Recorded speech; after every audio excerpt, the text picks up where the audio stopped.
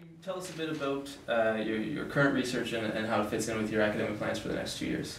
Oh, the research I'm doing has moved from at the Kennedy School at Harvard to Dalhousie, where we're creating a center on children and youth and child protection in particular.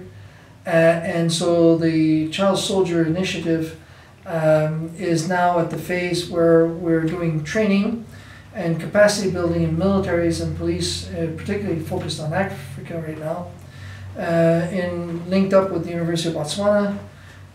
And we're doing research on new methodologies of tactics, use of non-lethal weapons, training and equipment in order to stop people from recruiting child soldiers.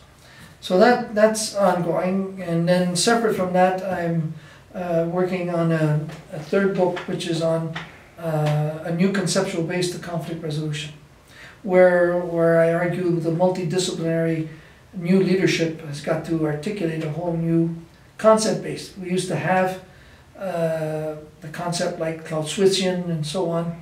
Right now in these civil wars, we're not, we're still ad hocing it and learning how to handle these complex scenarios. So as far as the developing learning in the new scenarios that we've been presented with, do you see there being is there some sort of fundamental change that needs to occur with peacekeeping in general, or just UN operations in general? Well, the UN had over 100 reforms that were prepared, but the Security Council never accepted them in 2005, and so they're still sitting there. And there's a need for bringing in a number of those reforms from the Security Council on down. That is an important tool. However, building up regional capacity, like the African Union, the Organization of American States, European Union, to more regional coalesced capabilities so that they can be the first responders is, however, one of the steps of the future. And we should be helping them build that capacity, which we're not doing enough of. Okay. It's funny that you should bring up the fact that the Security Council didn't pass the reform. Obviously, the Security Council has been the brunt of criticism of the UN, and with their ability to agree on resolutions, and we've seen it recently with Syria.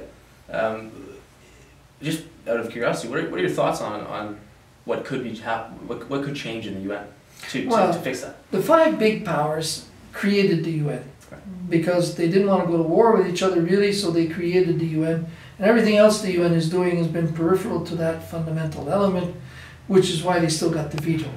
So the world powers in how they're interoperating right now are still working from an old premise of their power base, which is not the essence of what the power base is of today.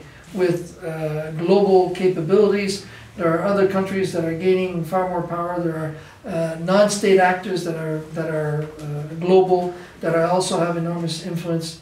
And so the question is can the big powers be influenced enough to adjust, to spread that power base amongst more countries, and then permit more countries to be part of the decision making? I believe that can happen. However, there's a first step that hasn't been taken, and that's by countries like Canada.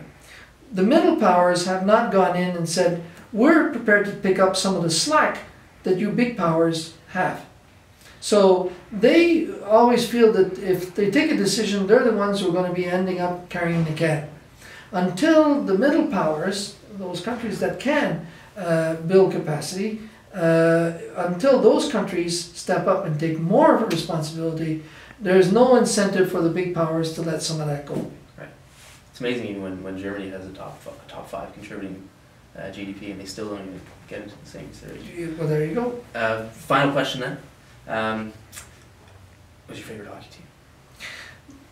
My favorite hockey team, it's interesting you asked me, because I was speaking to Mr. Molson this morning. Oh, really? Yes, himself, and who was a bit discouraged at the state of affairs. But in our family, we've always drank Molson Export, and we have never wavered from the Montreal Canadiens.